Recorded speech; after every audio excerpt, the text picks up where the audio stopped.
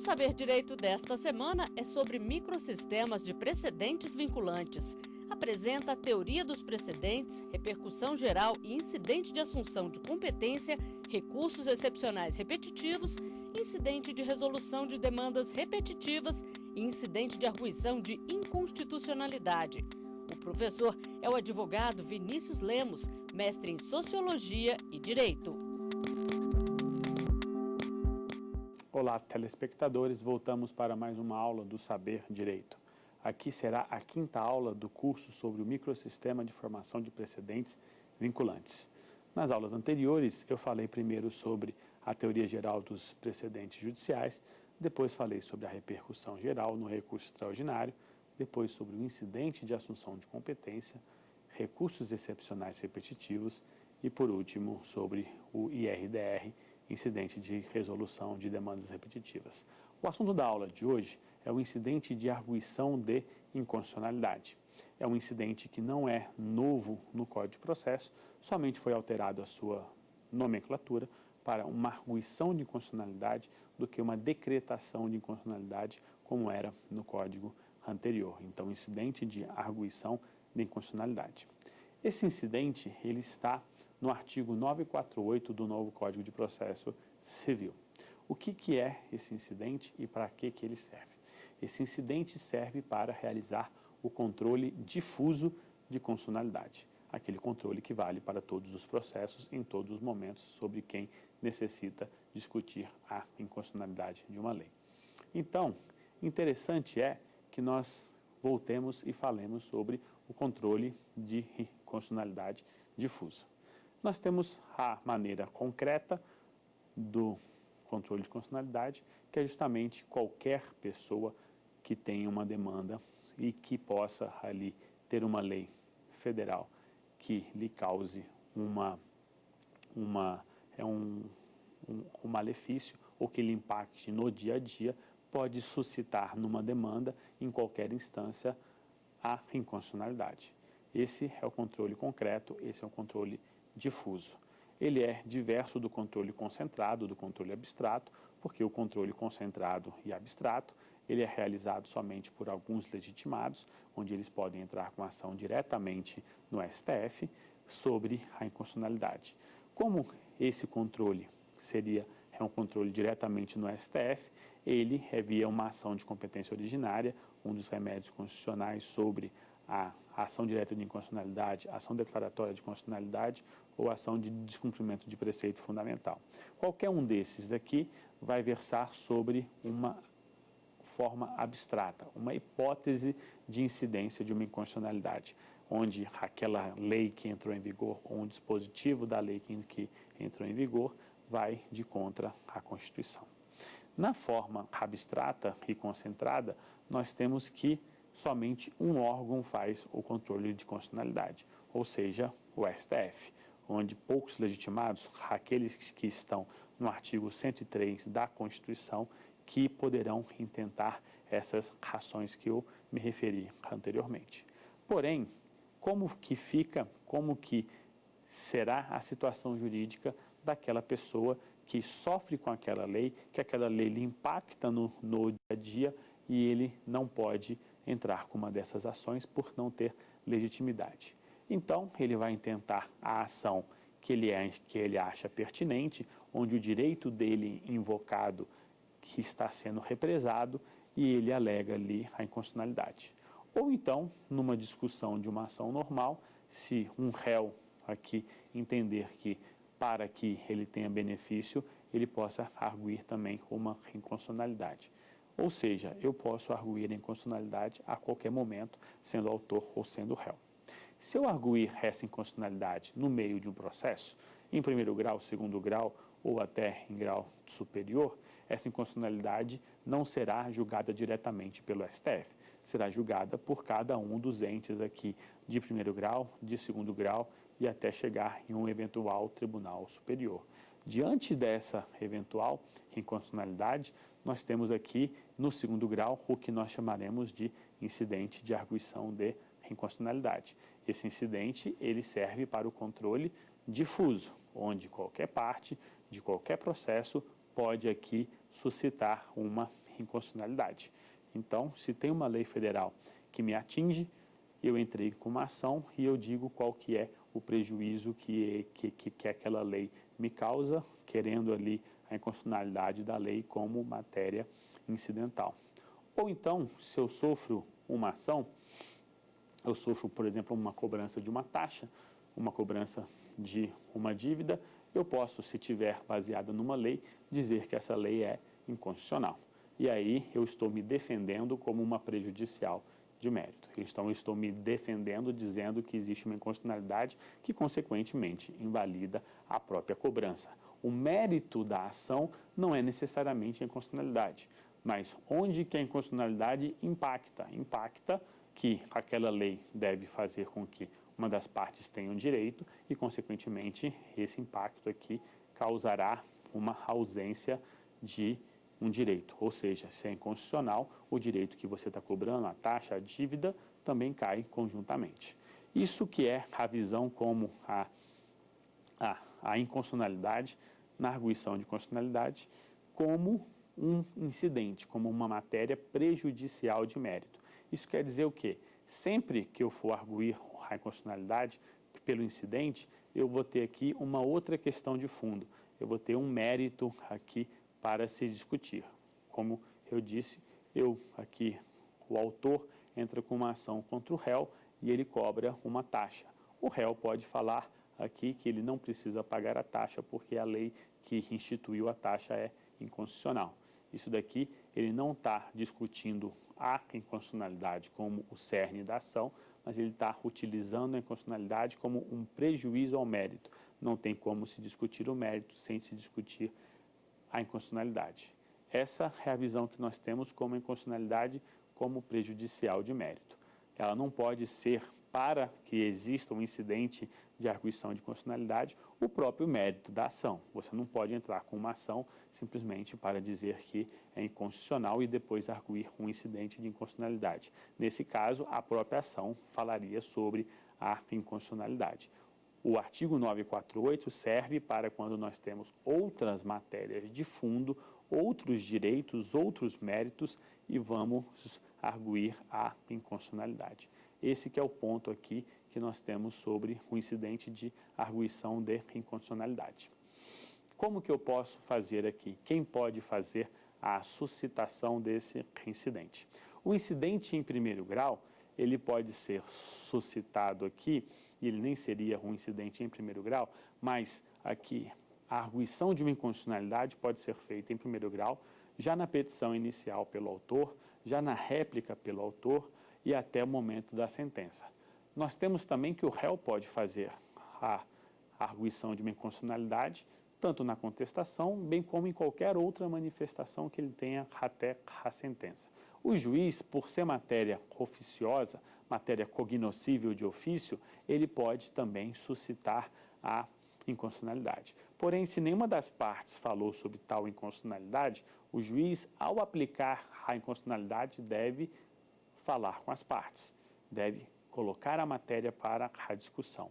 Isso está no próprio artigo 10 do Código de Processo Civil, onde fala que existe a impossibilidade das decisões surpresas. Se um juiz acha pertinente que a matéria seja aqui discutida, ou seja, a inconstitucionalidade que ninguém falou sobre ela é uma matéria que precisa ser enfrentada, ele fala sobre essa inconstitucionalidade, chama as partes para que cada uma possa se manifestar no prazo de 10 dias, 15 dias, 5 dias. O que importa é que ele possa oportunizar que as partes falem sobre tal inconstitucionalidade, se nenhuma das partes tiver falado sobre isso. Se uma das partes fizer a arguição, a outra deve se manifestar, para que exista um contraditório, que esse contraditório seja influenciante, para que quando o juiz vá realizar a sua decisão, ele tenha ali o argumento do autor, o argumento do réu, ou ao menos a oportunidade dada ao autor e ao réu. Desse modo, o juiz decide sobre a inconstitucionalidade. Mas o juiz de primeiro grau, ele não declara a lei que é inconstitucional. Ele somente vê como inconstitucionalidade, isso não tem nada que afete outros processos, somente aquele processo que terá ali a visualização sobre a decisão sobre a inconstitucionalidade. Não terá ali a sentença validade para outros processos. Dessa maneira, nós temos aqui que, em segundo grau, já é diferente. Em caso, o próprio autor ou o réu podem alegar nos seus recursos. Saiu a sentença, falando ou não sobre a inconstitucionalidade, o autor ou o réu pode alegar no seu recurso que existe uma inconstitucionalidade. Ele precisa alegar necessariamente no recurso? Não necessariamente. Ele pode fazer depois em petição avulsa, ele pode fazer nas próprias sustentações orais sem nenhum problema. Ele pode aqui apresentar até o momento do julgamento essa arguição de inconstitucionalidade. Aqui, tanto o autor, que seria recorrente, tanto o réu, que seria recorrente, ou qualquer um dos dois, se for o recorrido.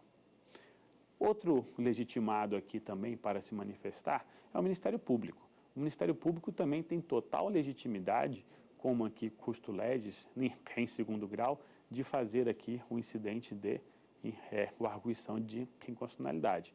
É uma matéria que ele pode se manifestar, é uma matéria que ele, se for chamado ao mérito, tem que se manifestar e também ele pode, por isso, fazer a própria suscitação. Ou seja, quando ele tiver o processo para dar o seu parecer, ele pode falar sobre uma eventual inconstitucionalidade que ninguém tenha visto. Se aqui já se falou, ele também vai dar o seu parecer, nem que seja preliminar. Então, nós temos esse ponto aqui sobre o Ministério Público. Depois, se o juiz já falou sobre a inconstitucionalidade na sentença, fica mais fácil para que o relator ou o próprio colegiado também fale sobre essa inconstitucionalidade. Diferentemente, se ninguém falou sobre a inconstitucionalidade, o relator pode se manifestar sobre ela, o próprio colegiado pode se manifestar sobre ela. Evidentemente, eles podem suscitar a inconstitucionalidade. Só que, se ninguém falou sobre a inconstitucionalidade, o artigo 933 da Ordem dos Processos nos Tribunais do Código de Processo Civil fala que qualquer alegação ou fato superveniente, fundamento superveniente, e aqui o incidente de arguição de inconstitucionalidade seria um argumento superveniente, deve ser dado prazo para as partes. Nesse caso, ele dá 5 dias para que as partes se manifestem sobre aqui esse fato superveniente, esse fundamento superveniente, e o incidente de arguição de inconstitucionalidade seria um fundamento superveniente. Desse modo, as partes teriam 5 dias para se manifestar depois da intimação do autor. Aqui, do relator, o relator dá o prazo para que as partes se manifestem. Pode ser também o revisor, o outro colegiado, o colegiado como um todo, o outro desembargador? Pode, não tem nenhum problema. Nós temos aqui a instauração. Uma vez instaurado o incidente, nós temos aqui o ponto em que o próprio colegiado deve falar sobre esse incidente. Ele falará não sobre a declaração da própria inconstitucionalidade, ele falará sobre uma análise prévia sobre a possibilidade de que o incidente seja ou não instaurado. Isso quer dizer, os membros daquele colegiado, 3 se forem no Tribunal de Justiça ou nos TRFs, ou 5 se for no STJ, eles não falarão se eles acham que a lei é constitucional ou inconstitucional como um todo, porque eles não têm aqui a prerrogativa de julgarem a causa, a inconstitucionalidade. Eles só fazem como se fosse uma análise de admissibilidade. Existe uma possível inconstitucionalidade e aí eles fazem essa votação. A votação é feita pelos membros do próprio colegiado. O resultado pode ser aqui pela constitucionalidade. Se for 3-0 por ser constitucional, o incidente é resolvido e o processo volta a julgar o recurso, volta a julgar aqui o seu trâmite normal. Por outro lado, o processo pode ter aqui um 2-1 pela inconstitucionalidade ou um 3-0 pela inconstitucionalidade. Aqui o julgamento fica suspenso. Suspenso por quê? Porque esse órgão não tem o poder de julgar a inconstitucionalidade.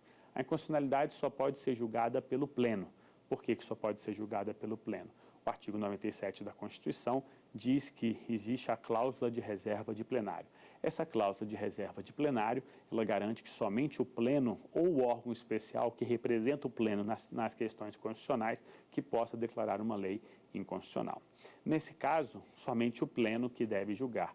E aí, o órgão fracionário que visualizou uma possível inconstitucionalidade remete o processo para o pleno, que fará ali toda a tramitação e também o próprio julgamento sobre a possível inconstitucionalidade. Isso nos leva à primeira questão da aula. Eu gostaria de saber se o incidente de arguição de inconstitucionalidade julga com base no caso concreto ou de forma abstrata. Uma vez que o processo do incidente de arguição de constitucionalidade vai para o pleno, esse julgamento aqui, ele se descola em relação àquele processo. O julgamento será se aquele dispositivo da lei é ou não é inconstitucional. É óbvio que os aspectos fáticos daquela ação servem como base para a hipótese. Isso quer dizer o quê? Se nós temos no STF diretamente o controle concentrado numa eventual, por exemplo, ação direta de inconstitucionalidade, onde lá você só tem a hipótese, só tem a abstração, aqui nós temos uma incidência fática. Nós temos alguém que está sofrendo com aquela lei. Então, de uma certa forma, nós temos uma base de concretude. Nós temos uma base de um fato em concreto que leva à eventual inconstitucionalidade. Porém, o que se julga ali é somente a inconstitucionalidade. Quando o pleno for julgar sobre a constitucionalidade ou a não constitucionalidade de uma lei, ele não vai se ater ao caso somente em concreto. E ele não vai julgar o próprio caso incompleto. Existe aqui uma cisão de cognição. O que é a cisão de cognição? O caso será julgado pelo órgão fracionário, a turma, a Câmara daquele tribunal. A declaração de constitucionalidade, a arguição de constitucionalidade será julgado pelo pleno. Então, um acórdão só terá dois julgamentos. Um do mérito da própria ação, o outro da arguição de inconstitucionalidade. Essa arguição de inconstitucionalidade é julgada somente pelo pleno.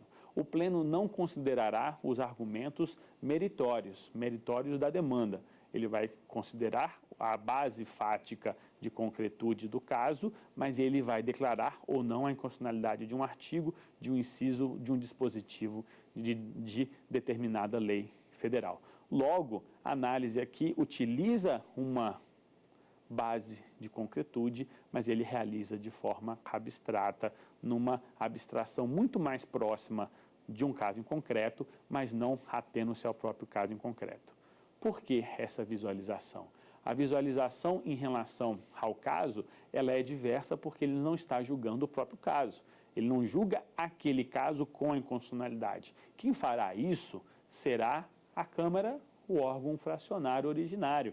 Ele que vai pegar a inconstitucionalidade ou não e aplicar o direito ou a ausência do direito no caso de uma inconstitucionalidade naquele caso. Então, por isso que, de uma certa forma, por mais que seja um controle difuso e uma análise diante de um caso em concreto, tem uma noção de abstração, de um julgamento abstrato aqui pelo pleno. E como que funciona esse julgamento e toda a procedimentalidade para chegar nesse julgamento? Nós temos aqui a base do quê? Uma vez conhecida a admissibilidade, aqui a inconstitucionalidade é admissível, vai ser remetido para o pleno. O pleno já tem ali a delimitação fática, a delimitação de uma afetação. Isso quer dizer o quê? Já tem a arguição pronta, feita pelo juiz, pelo relator, pelo órgão, pela parte ou pelo Ministério Público. Ali nós já temos qual inciso, qual dispositivo e tudo mais. Porém, nós temos aqui que vai ser sorteado um relator.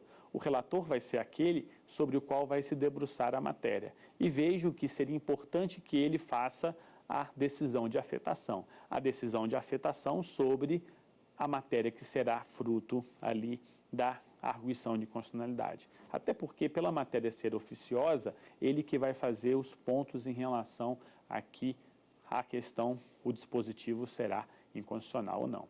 É importante que ele decida, dentro dessa decisão monocrática interlocutória de afetação, que ele decida quais são os argumentos base ali, qual é o limite material até para que possa, eventualmente, identificar outros processos que também versem sobre a mesma matéria. Vários pontos de inconstitucionalidade, principalmente em questões que têm vários processos, não terão somente aquela decisão, mas outros impactos sobre isso. Por isso que o relator, se entender cabível, pode suspender outros processos que também versem sobre a mesma inconstitucionalidade.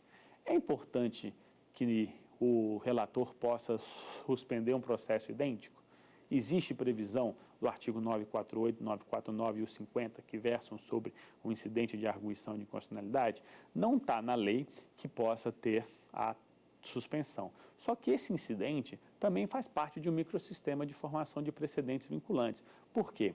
Porque ele vincula o órgão e todos os órgãos daquele tribunal, seja dentro do próprio tribunal, seja os de primeiro grau ali sobre o julgamento. Logo, nós temos aqui que pelo próprio artigo 927, inciso 5, ele fala: o que o pleno de um tribunal decidir vinculará os seus entes, os seus membros subordinados hierarquicamente aqui. E se a arguição de constitucionalidade tem que ser julgada pelo pleno, pela cláusula full bank, ou seja, aqui pela cláusula de reserva de plenário, nós temos também que é um precedente vinculante, é um precedente que vai vincular ali todos os órgãos, seja os fracionários, sejam os órgãos de primeiro grau, os juízes de primeiro grau. Com isso, nós temos que eventuais processos que estejam em primeiro grau, que estejam no próprio tribunal, eles têm complicação em continuar, em ter uma nova arguição de inconstitucionalidade, de ter aqui, eventualmente, uma decisão díspara, uma decisão divergente. Então, eu não vejo nenhum problema que tenha a suspensão, ainda que não tenha uma previsão legal. Isso é para garantir a própria segurança jurídica. Por quê? Porque nós temos uma lei que estaria sendo aplicável com um questionamento no pleno daquele tribunal. Eu vejo razões jurídicas concretas para que se possa suspender esse processo. Com isso, suspendendo esse processo e realizada a decisão de afetação, o relator precisa aqui ampliar o contraditório. Ele precisa ampliar o contraditório e aqui vai ter alguns pontos pertinentes. O relator pode oficiar todos os legitimados do artigo 103 da Constituição. Isso quer dizer o quê? Ele pode oficiar todos os órgãos e entes como a Procuradoria-Geral da República, a OAB, os partidos políticos, as confederações de classe, aqui que possam se manifestar, os governadores de estado e todos aqueles que o artigo 103 coloca como legitimados para as ações de controle concentrado. Por mais que o controle seja difuso, era melhor que tivesse um controle concentrado. Então, qual que é o intuito aqui do relator? Ele chama aqueles que são legitimados para as ações concretas, concentradas e os instiga a não só participar desse controle difuso, mas também a, se quiser, levar aqui para o intento de uma ação em controle concentrado. Fora isso, também é evidente a possibilidade do amicus curiae. O amicus curiae pode se manifestar, o amicus curiae pode entrar aqui falando tanto pela constitucionalidade quanto pela inconstitucionalidade, com toda a sua função de amigo da corte, aqui para dar aqui a sua base técnica, levando em consideração tudo aquilo que ele entende e tem de expertise em relação à matéria para o próprio colegiado.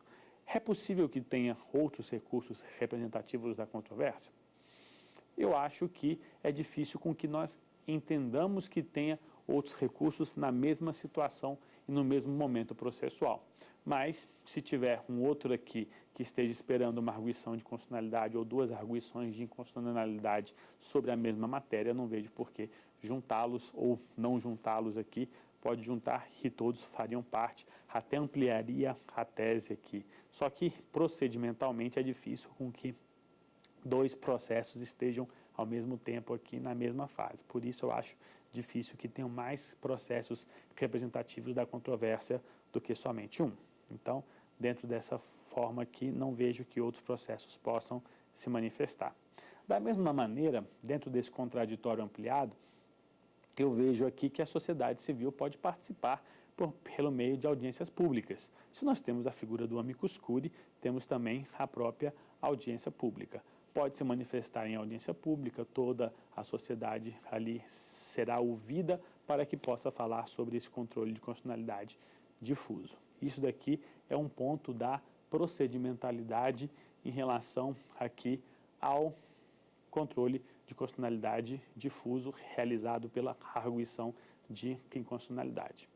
Todos esses entes falando no processo, agora chega a vez de quem falar? Do Ministério Público. O Ministério Público falaria no processo e ele é obrigado a falar no processo porque ele tem uma função aqui de fiscal da ordem jurídica e que ele tem que falar sobre eventual aqui inconstitucionalidade. Desse modo aqui, é essencial que o Ministério Público fale. Feito isso, o Ministério Público falando, chegamos aqui num ponto em que o julgamento deve ser realizado. Realizado o julgamento pelo Pleno. Aqui nós não teremos uma questão de revisão de admissibilidade. Se ele parece um pouco com a assunção de competência, na assunção de competência teria aqui uma visão de nova admissibilidade. Aqui não. Aqui os desembargadores ou os membros do pleno ou do órgão especial daquele tribunal já julgarão de cara sobre a inconstitucionalidade. Cada um vai julgar aqui se acha se aquele dispositivo colocado na decisão de afetação, na arguição de inconstitucionalidade, é ou não é inconstitucional.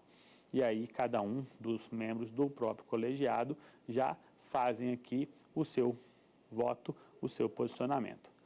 Para que uma lei seja declarada inconstitucional, precisa não só ser julgada pelo pleno de um tribunal, pelo plenário de um tribunal, ou o órgão que lhes faz, às vezes aqui, que é o órgão especial, mas ele precisa ainda de maioria absoluta dentro desses órgãos. A maioria absoluta aqui é construída justamente quando tem aqui 50% mais um da própria composição do órgão. Então, nós temos aqui o ponto em que julga-se dentro dessa composição e aí chega-se à maioria absoluta. Chegando na maioria absoluta, a lei é declarada inconstitucional. Se não se chega à maioria absoluta, a lei não pode ser declarada inconstitucional, porque precisa necessariamente de 50% mais um sobre essa decisão aqui para que a lei seja declarada inconstitucional. Um pleno de um tribunal, um órgão especial, pode funcionar com 2/3 da sua capacidade. Então aqui, se um tribunal tem, por exemplo, 21 membros no colegiado, no pleno, ele precisa de 14 para funcionar. Mas quantos que são necessários para que a lei seja declarada inconstitucional? 50% mais um. Nesse caso, se fosse 21, seria 11 membros aqui, levando em consideração toda a contagem de 50% mais um. Somente com isso que a lei será declarada inconstitucional. E aí nós temos a formação de um acórdão do próprio incidente de arguição de inconstitucionalidade. E aí nós vamos para a segunda pergunta da aula. Eu gostaria de saber se a decisão do Pleno sobre a inconstitucionalidade é recorrível para o STF. Essa questão é importante e a base dela é a súmula 513 do próprio STF. O que nós temos aqui? O Pleno realiza a decisão sobre a arguição de inconstitucionalidade. Isso quer dizer o quê? O Pleno daquele tribunal falou sobre aquele dispositivo, se aquele dispositivo é ou não é inconstitucional. Esse que é o ponto em que o Pleno se manifesta. Essa decisão vai formar um acórdão. Sobre essa decisão, cabe algum recurso?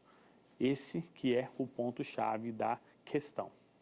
É óbvio que qualquer espécie de decisão vai ser passível de embargos de declaração. Então, dessa decisão, desse acórdão, pode ser que qualquer um dos legitimados ali tenha uma visualização de necessidade de tirar eventuais dúvidas, omissão, erro material, aqui contradição ou até obscuridade. Então, qualquer um deles pode aqui interpor os embargos de declaração, inclusive o amicus curiae. O amicus curiae tem a legitimidade para interpor embargos de declaração, porque o embargos tem esse mero efeito corretivo. O intuito dos embargos é corrigir.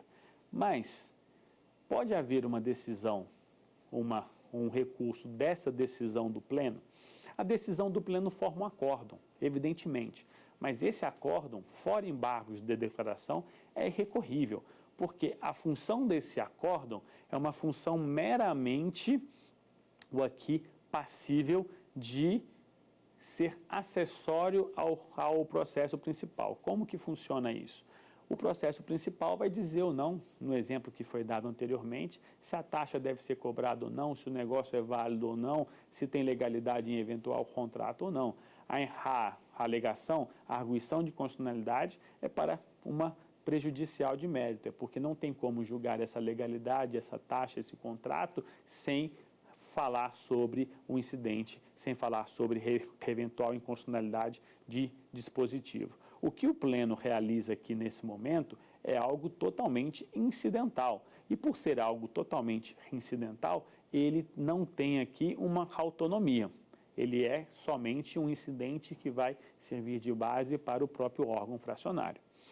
Uma vez que o pleno chega nessa decisão, nesse acórdão, não cabe ali o recurso extraordinário, por mais que ele declare a inconstitucionalidade de uma lei. Ou seja, um tribunal de justiça de qualquer estado vai lá e, dentro dessa arguição de inconstitucionalidade, julga uma lei federal inconstitucional. Isso daqui estaria no artigo 102, inciso 3, a linha B, que fala: será cabível recurso extraordinário quando? Quando o acórdão declarar a inconstitucionalidade de lei federal. Numa visão automática, pode-se pensar que cabe recurso desse acórdão, porque o acórdão se enquadra totalmente no artigo 102, inciso 3, a linha B da Constituição. Está ali, seria uma conjunção somente de aplicar o dispositivo. Porém, a acessoriedade desse acórdão impede com que ele seja recorrível. Por quê? Porque ele só tem serventia para resolver o caso em concreto. Ele só tem serventia aqui acessória. Ele é um acessório do acórdão principal. E aí não caberá recurso desse acórdão, desse momento aqui. Respondendo à questão feita, caberão embargos. A gente não pode dizer também que embargos não deixa de ser uma espécie recursal, mas não caberá recurso propriamente dito, então não terá aqui o ponto de um recurso extraordinário desse acórdão. Mas isso não quer dizer que não caberá recurso da ação como um todo, né? Como que funciona aqui o próprio incidente? O incidente de arguição de constitucionalidade foi julgado. E ele pode ser julgado de algumas maneiras. A primeira maneira é alcançando aqui a maioria absoluta. Quando alcança a maioria absoluta, no exemplo que eu dei de 21 desembargadores, 11 votam pela inconstitucionalidade, ou mais do que 11 votam pela inconstitucionalidade. Aqui nós temos uma maioria absoluta, essa lei foi declarada inconstitucional e volta para o colegiado. Volta para que o colegiado faça a aplicação da decisão do pleno. O pleno não julgará o próprio mérito da ação, aquela taxa, aquele contrato válido ou inválido. O pleno somente repassa a opinião dele sobre a inconstitucionalidade da lei. Nesse caso que dissemos sobre a inconstitucionalidade da lei, o órgão fracionário recebe a decisão do pleno e vai ter que aplicar a decisão do pleno sobre a eventual inconstitucionalidade naquele caso em concreto. Então, quando ele for julgar o mérito, se aquela eventual taxa é devida, se aquele contrato é legal ou ilegal, é válido ou inválido, ele verifica que o pleno disse que aquele dispositivo é inconstitucional. E aí os aspectos consequentes dessa inconstitucionalidade serão analisados pelo próprio órgão fracionário. O órgão fracionário com 3 no Tribunal de Justiça ou TRF, ou com 5 em eventual julgamento no STF. Então, essa que é a função. Julga no pleno e o pleno somente serve de suporte acessório, suporte incidental, como o próprio nome do incidente diz. Um outro resultado possível é que se chegue na constitucionalidade, ou seja, vamos supor que mais do que 11 votem pela constitucionalidade. Nesse caso, mais do que 11, nesse exemplo de 21 membros de um colegiado, votem pela constitucionalidade, o processo volta para o colegiado menor, volta para o órgão fracionário, ele como constitucional. Voltando como constitucional, o mérito deve ser julgado aplicando as consequências jurídicas de vigência daquela lei. Logo, se a taxa deve ser cobrada com base numa lei, o mérito deve ser julgado eventualmente procedente. E assim vai ser feita a aplicação de eventual norma que vai ter aqui a resposta do pleno que ela é constitucional e todas as suas consequências de vigência serão tidas. A grande questão aqui é porque muitas das vezes um pleno pode funcionar, como já dissemos, com 2/3 da sua capacidade. Então, um pleno com 21 membros, um exemplo, ele pode funcionar com 14 membros. Ou seja, pode ter aqui 7 faltantes que mesmo assim ele vai funcionar, ou seja, ele vai ter uma sessão.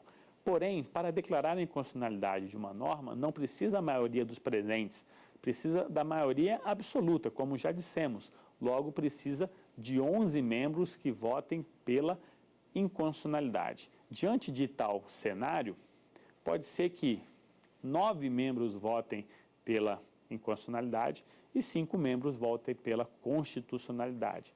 Chegamos numa inconstitucionalidade, a inconstitucionalidade venceu, mas não chegou até, nesse caso, a maioria absoluta. Nesse exemplo que nós demos, a maioria absoluta seriam 11. E se não chegou a 11, o que fazer? Essa é a grande questão. Aqui, a decretação da inconstitucionalidade é impossível. Por quê? Porque a própria norma constitucional coloca que só pode declarar uma lei inconstitucional a maioria absoluta de um tribunal.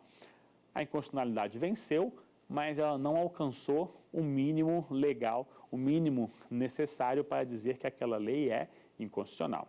Então, como o acórdão do pleno é simplesmente acessório ao acórdão do órgão fracionário, essa decisão, apesar de opinar pela inconstitucionalidade, ela não tem efeito vinculante ao caso em concreto. Ela não tem aqui a possibilidade de você ter aqui a decretação de inconstitucionalidade. Num eventual 9/5, a maioria absoluta seria 11, a lei foi declarada, então, constitucional, dentro dessa visão de constitucionalidade. Então, nós temos o ponto aqui que o órgão especial, o pleno aqui, votou pela constitucionalidade dessa lei. Por mais que a constitucionalidade tenha perdido, mas não se alcançou a maioria absoluta. Desse modo, o acórdão do pleno volta para o órgão fracionário, aquele que vai julgar o recurso, que vai julgar o mérito, e ele tem que aplicar, por mais que o resultado tenha aqui uma eventual inconstitucionalidade, mas sem alcançar a maioria absoluta, ele tem que considerar para aquele caso em concreto a lei como constitucional e aplicar a vigência da lei, as consequências jurídicas da própria lei, até porque o órgão fracionário tem que respeitar o próprio pleno. Então, nós temos esse ponto de que o órgão fracionário vai ter aqui esse respeito ao pleno. Uma vez que o órgão fracionário julgue o recurso, julgue a matéria, tanto a matéria aplicando a opinião do pleno, aqui, aplicando a decisão do pleno pela constitucionalidade ou inconstitucionalidade, nós temos aqui que ele vai julgar o mérito. Vai julgar o mérito de qualquer modo. Então, ele tem que realizar o julgamento do mérito. E ao realizar o julgamento do mérito, nós temos o acórdão da coação. O acórdão da coação, ele tem, ao mesmo tempo, dentro de si aqui, ele tem o relatório, a fundamentação, que vai ser a fundamentação do acórdão incidente, do acórdão do incidente de arguição de constitucionalidade, mais a sua própria resolução de mérito. Então, será um acórdão que vai abranger materialmente o incidente e o mérito da demanda.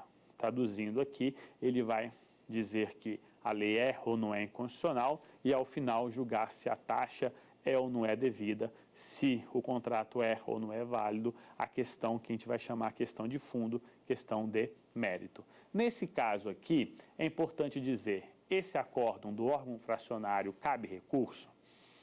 Evidentemente, vai caber o recurso pertinente para isso. Se houver uma declaração de inconstitucionalidade, uma arguição de inconstitucionalidade procedente, isso quer dizer o quê?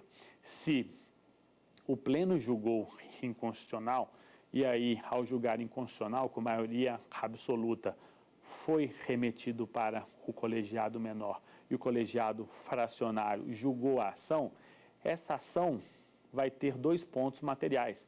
O ponto da inconstitucionalidade, que ele simplesmente cumpriu aquilo que o pleno disse, e o ponto de mérito, que é os reflexos da inconstitucionalidade na ação no mérito da demanda. Diante dessa possibilidade, nós temos aqui o acórdão como um todo. E esse acórdão é plenamente recorrível. E vai ser recorrível nesse caso que decretou-se a inconstitucionalidade pelo recurso extraordinário. Esse recurso extraordinário é plenamente cabível e não vai esbarrar na súmula 513. A súmula 513 impossibilita que você recorra da decisão diretamente do acórdão do pleno no incidente de arguição de constitucionalidade. Ou seja, eu não posso recorrer direto do acórdão do pleno, eu tenho que esperar voltar esse acórdão para o órgão fracionário, ser aplicada na questão de direito de fundo e ao ter um acórdão aqui, eu posso entrar com recurso extraordinário, que eu vou falar sobre a inconstitucionalidade da lei federal, entrando aqui no artigo 102, inciso 3, a linha B da Constituição, declaração de inconstitucionalidade de lei federal, e aí eu entro e levo a matéria para o STF, levando agora a mesma coisa em relação ao STF. Então, é cabível recurso extraordinário, mas não do próprio acórdão, e sim do acórdão que julga toda a demanda, e esse é um aspecto aqui bem interessante. Um outro ponto é que falamos muito do incidente de arguição de constitucionalidade nos tribunais de justiça e nos TRFs. Porém, também é cabível o incidente de arguição de constitucionalidade no STJ. É raro? É. Por quê? Porque o STJ não tem a competência constitucional. Porém, eu posso ter um recurso especial falando sobre uma questão federal, uma questão de leis aqui federais, e no meio disso surgir uma possível inconstitucionalidade. É muito raro, não é o usual, porque o usual é que a inconstitucionalidade já apareça em primeiro ou segundo grau e eventual inconstitucionalidade já levem para o STF, mas se a inconstitucionalidade aparecer somente no STJ, diante do contraditório aqui que será realizado, o STJ vai ter que fazer o mesmo incidente de arguição de inconstitucionalidade. No caso do STJ, ele remete para o órgão especial, que no caso não tem um pleno judicante, aqui tem somente o órgão especial. Da mesma forma que o anterior, julga-se primeiro no órgão fracionário, no STJ é a turma, se tiver maioria na turma, remete-se ao órgão especial, e o órgão especial utiliza-se de toda essa afetação e utiliza-se também aqui da visão de um incidente de arguição de inconstitucionalidade. O órgão especial julga e serve da mesma maneira aqui, somente de um argumento acessório para a decisão do próprio incidente de arguição de inconstitucionalidade servir para julgar o eventual recurso especial. Se houver aqui uma inconstitucionalidade, muito rara de ter o próprio incidente no STJ, caberá, se for a declaração de inconstitucionalidade, caberá recurso ao STF. E aí chegamos na terceira questão da nossa aula. A decisão do pleno sobre a inconstitucionalidade pode ser revista pelo próprio tribunal?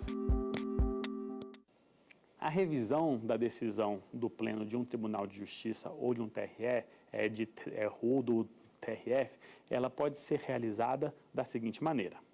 Ela pode ser intentada um recurso, mas dificilmente caberá um recurso se não for declarada a inconstitucionalidade. O único ponto aqui de recorribilidade em recurso extraordinário fácil de ser visualizado é se o tribunal declara a lei inconstitucional. Se o tribunal declara a lei inconstitucional, entra de maneira bem fácil no artigo 102, inciso 3, a linha B da Constituição, e o recurso é altamente possível aqui, e com isso o próprio STF pode rever a decisão do tribunal. Porém, a pergunta é muito mais se o próprio tribunal pode rever a sua decisão. Mais ou menos como se o tribunal julga a matéria constitucional, declara a inconstitucionalidade. Ninguém faz o recurso para o STF. O STF nunca se manifestou sobre a matéria. O próprio tribunal pode rever a matéria? Pode rever a eventual inconstitucionalidade? Eu não vejo que ele possa rever a inconstitucionalidade. Então, se nós temos um julgamento em que naquele julgamento nós temos um resultado de maioria absoluta pela inconstitucionalidade e ninguém intentou um recurso, aquilo é uma decisão do pleno. E uma decisão do pleno com todos os moldes de decisão do próprio pleno. Isso quer dizer o quê? É uma decisão do pleno estável, já que ninguém entrou com recurso ao STF, é uma decisão em que o pleno não pode rever. É óbvio que, em eventual outra demanda, se alguém quiser entrar com uma ação com um recurso para o STF e se for prejudicado por essa declaração de constitucionalidade, mesmo em um outro processo, é passível que o STF faça a revisão. Porém, se o pleno declara constitucional aquela lei, e constitucional por maioria absoluta, ou seja, mais do que metade dos seus membros, também não vejo que possa ser revista.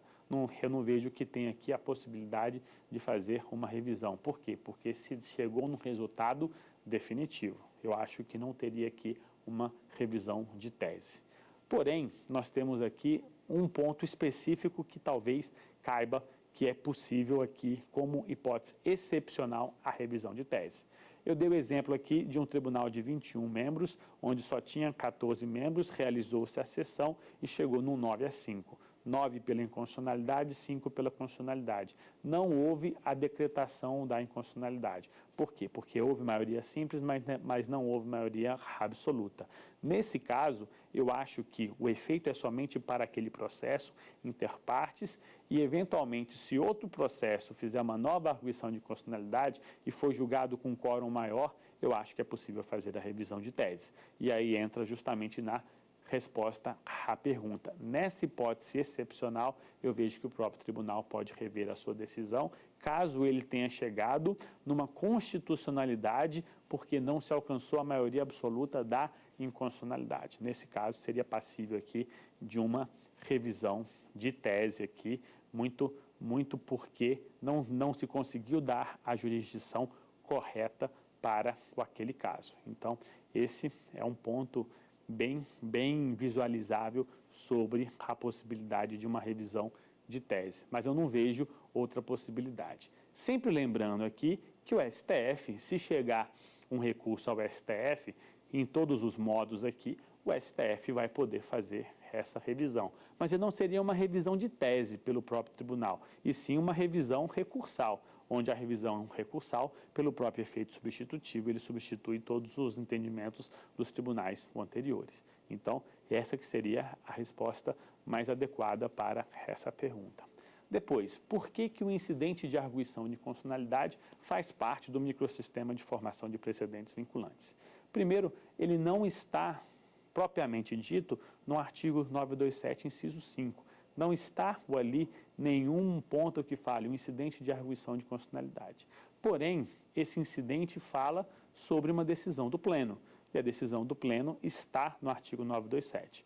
O artigo 927, inciso 5, ele fala claramente sobre que as decisões de um pleno de um tribunal devem ser aqui vinculantes e observadas pelos órgãos internos, ou seja, pelos próprios órgãos fracionários e também pelos juízes de primeiro grau. Logo, a decisão da arguição de constitucionalidade é um órgão aqui pleno e a decisão do pleno vincula ali os seus órgãos fracionários, sendo aqui um precedente judicial. Por essa razão que visualizo que o microsistema de formação de precedentes é formado pela repercussão geral, incidente de assunção de competência, recursos excepcionais repetitivos, aqui também o IRDR, incidente de resolução de demandas repetitivas, e, por último, o incidente de arguição de inconstitucionalidade. Todos eles têm um procedimento diverso, sai da forma comum de um julgamento recursal, de um julgamento de uma ação, para ter um procedimento diferente e, por isso, fazem parte, com as suas peculiaridades, com as suas divergências e convergências, de um mesmo procedimento base, de um mesmo procedimento padrão para formar um precedente com alta vinculatividade, com alta vinculação.